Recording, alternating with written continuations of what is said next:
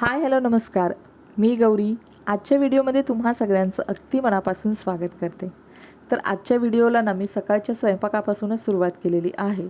तर आज मला बनवायची आहे कांद्याची पात आणि त्यानंतर रस्सा भाजी मशरूम आहेत तर त्याची बनवायची आहे. त्यानंतर आपलं डाळ भात चपात्या. तर आजच्या व्हिडिओमध्ये मी तेच तुमच्यासोबत शेअर करणार आहे की कमीत कमी वेळामध्ये आपण स्वयंपाकाचं नियोजन कशा पद्धतीनं करू शकतो, जेणेकरून संपूर्ण आपला स्वयंपाक एकदम आरामात छान पद्धतीनं लगेच तयार होईल आणि तेही कमीत कमी पसाऱ्यामध्ये. तर चला व्हिडिओला सुरुवात करूया. तर सगळ्यात आधी ना जी भाजी तयार करायची आहे किंवा कोणतीही भाजी आपल्याला सकाळी करायची असेल तर त्याचं नियोजन संध्याकाळीच करून ठेवायचं किंवा संध्याकाळी करायची असेल तर त्याचं नियोजन सकाळीच करून ठेवायचं, जेणेकरून आपली एक्स्ट्राची धावपळ होणार नाही. तर आता मला आज करायची आहे कांद्याची भाजी. तर मी फ्रीजमधून ती बाहेर काढून ठेवली आहे, जेणेकरून फ्रीजमधल्या भाज्या आधीच काढून ठेवल्या तर त्या नॉर्मल टेम्परेचरला येतात. आणि त्यानंतर इथे लसूणसुद्धा सोलून घेतलेला आहे आणि ठेचून ठेवलेला आहे. त्यानंतर आता मी इथे कुकर लावून घेते, कारण कुकर आपण जेव्हा लावतो तर कुकर लावून तो थंड जो पदार्थ आपण लावला आहे तो शिजून कुकर थंड होईपर्यंत जास्त वेळ जातो. तर त्यासाठी सुरुवात करताना ना कुठल्याही स्वयंपाकाची कणिक मळण्यापासून आणि कुकर लावण्यापासूनच करायची, जेणेकरून कणिक मळल्यानंतर ती कणिक थोडा वेळ चांगली भिजली की चपात्या आपल्या खूप चांगल्या येतात, मऊ येतात. आणि कुकर आपण पहिल्यांदा लावून घेतला तर कुकर तो पदार्थ शिजल्यानंतर थंड होईपर्यंत आपली बाकीची सगळी कामं होतात, त्यामुळे तो पदार्थसुद्धा खूप छान पद्धतीनं शिजला जातो. कारण गरम कुकर आपण लगेच उघडू शकत नाही, त्यामुळे आपला खूप वेळ तिथे वाया जाण्याची शक्यता असते. आता त्यानंतर ना मी भाज्या वगैरे सगळ्या जी करायची आहे ती भाजी, कांदा, त्याच्यानंतर हिरवी मिरची, टोमॅटो, कोथिंबीर सगळं चिरून घेतलेलं आहे. आणि इथे जर मला मशरूमची भाजी करायची आहे तर त्यासाठीचं वाटण तयार करून घेते.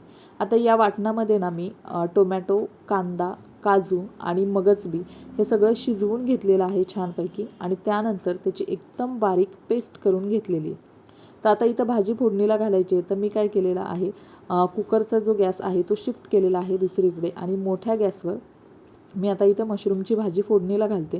तर कढई मी तापत ठेवलेली आहे आणि किचनमध्ये जेव्हा आपल्याला झटपट स्वयंपाक करायचा असतो किंवा पटकन सगळ्या गोष्टी आवरायच्या असतात कमीत कमी वेळामध्ये, तर त्यासाठी मल्टीटास्किंग खूप गरजेचं आहे. आणि आता इथे माझ्याकडे 3 बर्नरची शेगडी आहे, त्याच्यामुळं सुद्धा माझं काम खूप पटकन होतं. कारण 2 बर्नर जेव्हा होते तेव्हा थोडासा वेळ लागायचा, पण आता 3 बर्नर आहेत त्याच्यामुळे खूप काम पटपट होतं आणि माझा वेळसुद्धा खूप वाचतो. तर इथे ना मी आता जिऱ्याची फोडणी दिलेली आहे, मोहरी काही घातलेली नाही आहे. तर तेलामध्ये जिऱ्याची फोडणी छानपैकी दिलेली आहे आणि त्यानंतर जे आता मी बारीक वाटण तयार करून घेतलं होतं पेस्ट, तर ती टाकलेली आहे. छानपैकी मिक्सरचं भांडं वगैरे सुद्धा धुवून घेतलेलं आहे आणि त्याच्यामध्ये थोडंसं पाणी ठेवलं आहे, जेणेकरून आता मला जेव्हा ग्रेव्हीला पाणी टाकायचं तेव्हा त्यातलंच थोडं थोडं पाणी मी यूज करणार आहे. त्यानंतर लगेच कुकर झाला आहे, तर त्याच्यानंतर कुकर मी शिफ्ट केला आणि त्याच गॅसवर मी ना भाजी आता फोडणीला देणार आहे. तर तीसुद्धा कढई मी तिथे तापत ठेवलेली आहे. आणि मीनवाईल आता हे जे वाटण आहे ते परतते आणि कढई गरम होते तोपर्यंत मी इथे मशरूम जे आहेत ते चिरून घेते. आता त्यानंतर कढई गरम झालेली आहे, त्याच्यानंतर मी तेल टाकलेलं आहे, लसूण, हिरवी मिरची आणि जिऱ्याची फोडणी दिलेली आहे. आणि कांद्याची भाजी करताना ना त्या भाजीचे जे काही छोटे छोटे कांदे असतात तर तेच कांदे चिरून त्या भाजीला घातलेले आहेत. त्याच्यामुळं त्याची चव खूप छान येते. वेगळे जे आपण नेहमी कांदे वापरतो तर ते कांदे मी या भाजीमध्ये घातलेले नाही आहेत, तर त्याच्यामुळे भाजीची क्वांटिटीसुद्धा वाढते आणि भाजीला चवसुद्धा खूप छान येते. आणि मध्ये मध्ये ना मी जे काही वाटण आहे आपलं परतायला ठेवलेलं आहे तर ते सुद्धा मी चेक करून घेते आणि त्यामध्ये ना आता मीठ घालते, जेणेकरून ते वाटण खूप छान पद्धतीनं परतलं जाईल. आणि कांद्यामध्ये सुद्धा थोडंसं मीठ घातलं आहे, म्हणजे कांदासुद्धा आपला छानपैकी भाजला जाईल. आता कुठलीही रस्साभाजी जेव्हा आपण करतो, पनीर असेल, मशरूम असेल किंवा इतर कोणत्याही स्पेशल भाज्या किंवा आपल्या रोजच्या साध्या जरी रोजच्या भाज्या असतील तर त्यासुद्धा तेलामध्ये खूप छान परतल्या ना बराच वेळ अगदी तेल सुटेपर्यंत, तर त्या भाजीची चव जी असते ना ती खूप वेगळी आणि खूप सुंदर लागते. आणि त्यानंतर त्याच्यामध्ये ना शक्यतो गरम पाणी वापरायचं, ज्यामुळे साधीच भाजी पण तिची जी चव आहे ना ती खूप सुंदर लागते. त्याच्यामध्ये कुठलेही एक्स्ट्रा मसाले घालण्याची गरज नाही. तर इथे आता मी जे आहे हे वाटण जे आहे ते परतते आणि कांदासुद्धा भाजते तोपर्यंत सगळे मशरूम मी इथं चिरून घेतलेले आहेत. आणि त्याचबरोबर जे काही आपण किचनमध्ये काम करतो म्हणजे सोलणं असेल, चिरणं असेल, तर त्याचा जो काही कचरा असेल तो लगेचच्या लगेच हातावेगळा कचऱ्याच्या डब्यामध्ये किंवा पिशवीमध्ये टाकायचा, जेणेकरून आपल्या किचन काउंटरवर खूप सारा पसारा दिसणार नाही. कारण काय होतं, हल्ली सगळ्यांच्याकडे, आता माझं तर किचन काउंटर तुम्ही बघताय खूपच छोटा आहे, तर त्याच्यामुळे खूप पसारा होतो. तर त्यासाठी जेव्हा पण कुठली गोष्ट चिरायची असेल किंवा सोलायची असेल तर ती झाली की लगेच जो पसारा आहे तो वेगळा करून घेते, जेणेकरून किचन काउंटर नेहमी क्लीन आणि स्वच्छ दिसतो, ज्याच्यामुळे सुद्धा आपल्याला किचनमध्ये काम करायला खूप छान पॉझिटिव्हिटी येते आणि छान फ्रेश वाटतं. आता इथे वाटण परतून घेतानाच मी त्याच्यामध्ये बऱ्यापैकी वाटण परतल्यानंतर ना लाल मिरची पावडर, थोडीशी हळद आणि थोडासा आपला जो आमचा रेग्युलर मसाला आहे कांदा लसूण मसाला, तर तोच घातलेला आहे. याच्यामध्ये कुठलाही मी एक्स्ट्रा मसाला घातलेला नाही. आणि छानपैकी हे मसाले घातल्यानंतरसुद्धा मी हे परतून घेतलेलं आहे. आणि त्यानंतर आता हे जे मी मिक्सरच्या भांड्यामध्ये पाणी मगाशी काढून ठेवलं होतं, तर त्यातलं थोडं थोडं पाणी घालून अजून छान पद्धतीनं ते मसाले मी परतून घेणार आहे, जेणेकरून मसाले आणि वाटण हे अगदी एकजीव होऊन जातील. आणि साईडला भाजीसुद्धा फोडणीला दिलेली आहे, त्याच्यावरती सुद्धा झाकण ठेवलं आहे. आणि आता मला करून घ्यायचे चपात्या. तर त्यासाठी जी मशरूमची भाजी होती तर मी 3ऱ्या गॅसवर शिफ्ट केलेली आहे. छानपैकी भाजी जे वाटण होतं ते परतल्यानंतर ना त्याच्यामध्ये आता मी टाकलेले आहेत मशरूम. आणि याच्यामध्ये मी थोडं थोडं जे वाटण्यासाठी तर पाणी काढलं होतं तेच टाकलेलं आहे, एक्स्ट्रा जास्त पाणी टाकलेलं नाही, कारण मशरूमलासुद्धा थोडंसं पाणी सुटतं, त्याच्यामुळं आपली ग्रेव्ही खूप पातळ होऊ शकते. तर आता भाजीलासुद्धा एक वेळ मी चेक केलेला आहे, जेणेकरून ती खाली लागणार नाही आणि थोडा वेळ आहे. तर दोन्ही गॅस मी कमी केलेले आहेत. आणि लगेच आता इथे चपात्यांसाठी तवासुद्धा ठेवलेला आहे. आणि आता इथे करून घेते चपात्या. तर चपात्या करतानासुद्धा बऱ्याचदा असं होतं की चपाती लाटताना आणि भाजताना गॅस खूप वाया जातो आणि त्यामुळे एखादी चपाती करपली जाते किंवा एखादी चपाती कच्ची राहते. तर त्यासाठी ना मी बऱ्यापैकी स्पीडमध्ये करते, जेणेकरून गॅससुद्धा वाया जात नाही आणि चपात्यासुद्धा व्यवस्थित होतात, म्हणजे करपत नाहीत किंवा कच्च्यासुद्धा राहत नाहीत. तर हेच रेग्युलर जेव्हा आपण चपात्या करतो आणि जास्तीत जास्त करतो तर ते सरावानेच या गोष्टी होतात. ते छानपैकी चपात्यासुद्धा करून घेते, म्हणजे माझा इथे भातसुद्धा झालेला आहे. त्यानंतर मशरूमची भाजीसुद्धा झालेली आहे, म्हणजे ती आता मी गॅसवर ठेवलेली आहे, जेणेकरून ती छानपैकी मुरेल. कांद्याच्या पातीचीसुद्धा भाजी झालेली आहे आणि इथे चपात्यासुद्धा मी करून घेते. तर आता फक्त मला डाळ फोडणीला टाकायची आहे, जेणेकरून माझा संपूर्ण स्वयंपाक अगदी झटपट झालेला आहे. आणि त्यासाठी जास्त वेळ मला किचनमध्ये उभं राहायचीसुद्धा गरज नाही आहे. आणि त्याच्यामुळे माझी एनर्जीसुद्धा खूप वाचते आणि वेळसुद्धा खूप वाचतो. कारण जर आपण एक एक गोष्ट करत बसलो, म्हणजे आता कुकर लावला आहे, मग नंतर मी भाजीची तयारी करते आणि त्याच्यानंतर मग मी भाजी फोडणीला घालणार, तर याच्यामध्ये आपला वेळ खूप जातो आणि एनर्जीसुद्धा जाते आणि मग खूप चिडचिड वाढते की हे काम झालं नाही, ते काम झालं नाही आणि हे करायचं आहे, अजून ते करायचं. तर त्यासाठी थोडंसं नियोजन आधीच करून ठेवलं तर गोष्टी खूप सोप्या होतात आणि खूप छान पद्धतीनं मॅनेज करता येतात. तर इथे ना आता ह्या बाकीच्या सगळ्या चपात्या आहेत त्यासुद्धा मी करून घेते.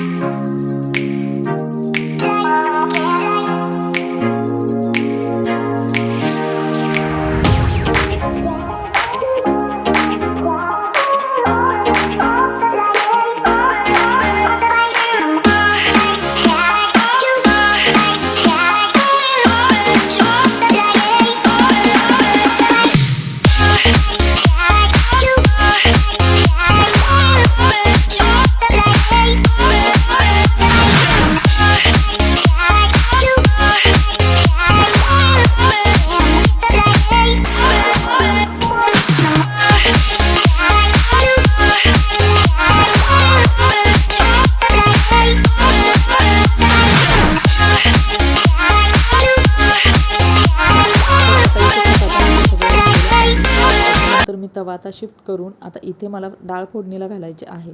आणि जो गरम तवा आहे त्याच्यावरच मी जी मशरूमची भाजी झाली होती तर त्याचा गॅस बंद केला आहे आणि तो गरम तव्यावरच ठेवलेला आहे, जेणेकरून जेवेपर्यंत भाजी आमची छान गरम राहील.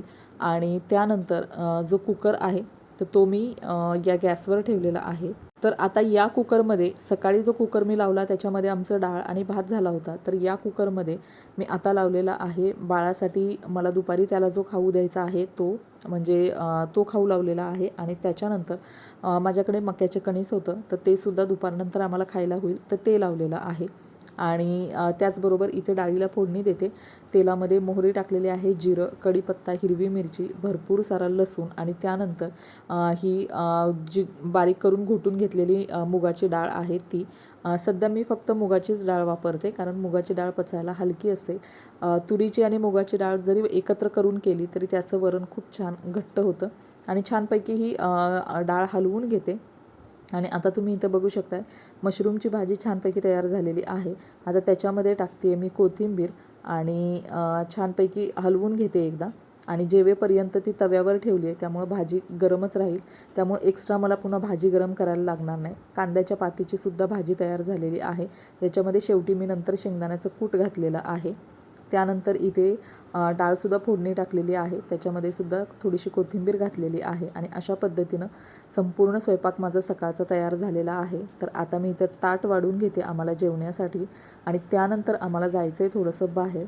तर अशा पद्धतीनं छानपैकी तुम्ही नियोजन जेवणाचं करू शकता, जेणेकरून जेवण बनवण्याचा कंटाळा येणार नाही आणि खूप छान पद्धतीनं आपला मूडसुद्धा फ्रेश राहील. तर चला आता आम्ही जेवण करून घेतो. तर छानपैकी जेवण वगैरे झाल्यानंतर ना थोडासा आराम केला आणि त्यानंतर मी झालेली आहे फ्रेश. आता इथं केससुद्धा धुतलेले आहेत मी, कारण मला आता जायचे बाहेर. तर छानपैकी आता स्किन केअर करते. मॉइश्चरायझर लावून घेतलेलं आहे. त्याच्यानंतर सनस्क्रीन अप्लाय करायचं. मॉइश्चरायझर आणि सनस्क्रीन या दोनच गोष्टी रेग्युलर मी अप्लाय करत असते. आणि त्यानंतर इथे लावले मी लिप बाम, आणि त्याच्यानंतर लावणार आहे थोडीशी लिपस्टिक. आता लिपस्टिक मला खूप आवडते, पण सध्या काही घराबाहेर जाणं होत नाही, त्याच्यामुळे जास्त करून लिपस्टिक लावली जात नाही. तर आज बाहेर जाणार आहे तर छानपैकी तयार होते, लिपस्टिक वगैरे लावते आणि खूप छान फ्रेश वाटतं जेव्हा आपण असं छानपैकी तयार होतो किंवा कुठे बाहेर जाणार असो. आणि मला तर खूप एक्साइटमेंट आहे, कारण खूप दिवसानंतर मी बाहेर चाललेले आहे. आणि छानपैकी अशी टिकली लावलेली आहे आणि छान मस्त मी तयार झालेली आहे. एकदम सिम्पलच आहे, जास्त काहीही केलेलं नाही, पण तरी बाहेर जायचं आहे म्हणून खूप एक्साइटमेंट आहे. तर आता इथे ना मी कानातले घातलेले नाहीत, कारण कानातले घातल्यानंतर ना देवांश सारखा ते ओढत राहतो, तर त्यासाठी मी कानामध्ये घातलेलं नाही. आणि छानपैकी आम्ही तयार झालो आणि आता निघालो आहे बाहेर. तर विघ्नेश येतो आहे आणि आम्ही निघालेलो आहे. आता पावसाची वाट बघत होतो, पण पाऊस काय पडला नाही, त्याच्यामुळं जवळजवळ आम्हाला संध्याकाळ झाली, 5-5:30 वाजलेले आहेत. तर आता हे येत आहेत तोपर्यंत बाहेर इथे पार्किंगच्या एरियामध्ये बाळाला घेऊन फिरते. तिथे छानपैकी झाडं लावलेले आहेत. तर थोडा वेळ आम्ही 5-10 मिनटं तिथं फिरतो आणि मग त्याच्यानंतर आम्ही निघतो बाहेर जायला. तर तो बाहेर आला ना की तो छान मस्त इकडे बघ तिकडे बघ, त्याचं काहीही त्रास नसतो. आणि त्यानंतर ना फायनली आम्ही आता निघालेलो आहे बाहेर. तर गाडीत बसल्यानंतर सुद्धा तो इकडे तिकडे बघत राहतो आणि त्याला म्हणजे रडत नाही किंवा हे पाहिजे ते पाहिजे नाही, छानपैकी बाहेर बघतो आणि खूप त्याला एंटरटेनमेंट होतं असं बाहेर जाताना. तर खूप दिवसानंतर मी सुद्धा बाहेर आलेले आहे, त्यामुळं मलासुद्धा खूप फ्रेश वाटते आणि खूप छान वाटते. आणि खूप साऱ्या गोष्टी बदललेल्या आहेत. मस्त गणपती वगैरे बसलेले आहेत. हा मंडळाचा गणपती आहे. तर तो सुद्धा बघत बघत आणि खूप दिवसानंतर एवढी गर्दी, एवढी लोकं बघितलेली आहेत मी, कारण घरी असल्यानंतर आपलं रेग्युलरच जे काही काम असतं ते असतं. आणि फायनली आता आम्ही आलेलो आहे डी मार्टला, कारण सध्या बाहेर जाणं म्हणजे खूप अवघड झाले बाळाला वगैरे सांभाळून आणि जास्त वेळसुद्धा भेटत नाही. तर त्यासाठी आता सामान भरायचं होतं आणि दरवेळी मी यांच्याकडे लिस्ट बनवून देते, पण बऱ्याच अशा गोष्टी होत्या की ज्या बघून घ्यायच्या होत्या, त्याच्यामुळं म्हटलं की यावेळी आता मी येते. बाळसुद्धा बाहेर थोडंफार आम्ही आता फिरायला घेऊन जातो त्याला, तर त्यासाठी आलेलो आहोत आम्ही डी मार्टमध्ये. तर इथे ना थोडीफार मी शॉपिंग वगैरे केली आणि त्यानंतर ना बिलिंगसाठी खूप मोठी लाईन होती, तर हे थांबलेले आहेत आणि आम्ही तिघंजण बाहेर आलो आहे. आता बाहेर आल्यानंतर विघ्नेशला नेहमी इथे सॉफ्टी किंवा पॉपकॉर्न वगैरे घ्यायचे असतात, तर त्यासाठी त्याला घेतले पॉपकॉर्न. तो मस्त त्याचे पॉपकॉर्न एन्जॉय करतो आहे. आणि इथे बाळाला मी बसवलं आहे ट्रॉलीमध्ये आणि तो पण छान इकडे तिकडे बघतोय. खूप दिवसातून एवढी माणसं बघितलेली आहेत त्याने. आणि छोटी छोटी मुलं जी जाताना येताना दिसतात त्यांच्याकडे बघतोय, हसतोय. खूप छान त्याला फ्रेश वाटते, खूप एंटरटेनिंग वाटते. आणि इथे आम्ही वाट बघतोय आता त्याच्या पप्पांची, कारण आतमध्ये खूप मोठी लाईन आहे आणि देवांश काय आतमध्ये एवढा वेळ थांबला नसता, तर त्याच्यामुळं आम्ही आलो आहे त्याला घेऊन बाहेर. आणि जेणेकरून बाहेर तो सुद्धा एन्जॉय करेल. आणि आतमध्ये ना खूप गर्दी आहे, त्याच्यामुळं खूप आवाज आणि सफोकेशन होऊन जातं. तर फायनली हे सुद्धा आलेले आहेत आणि आता बिलिंग वगैरे सगळं झालेलं आहे आणि आता आम्ही निघालो आहे घरी. तर ह्या सगळ्या बॅग वगैरे घेऊन आम्ही ठेवलेल्या आहेत गाडीमध्ये आणि आता फायनली पुन्हा येतो आहे घरी. तर खूप दिवसातून बाहेर पडले, खूप छान वाटलं, खूप मस्त टाईम गेला. 1.5-2 तास कसे निघून गेले कळलंच नाही आणि खूप छान वाटते. आता निघाले परत घरी. तर चला आजचा ब्लॉगसुद्धा मी इथेच एंड करते. पुन्हा भेटूया अशाच एका नवीन व्हिडिओमध्ये. तोपर्यंत बाय बाय.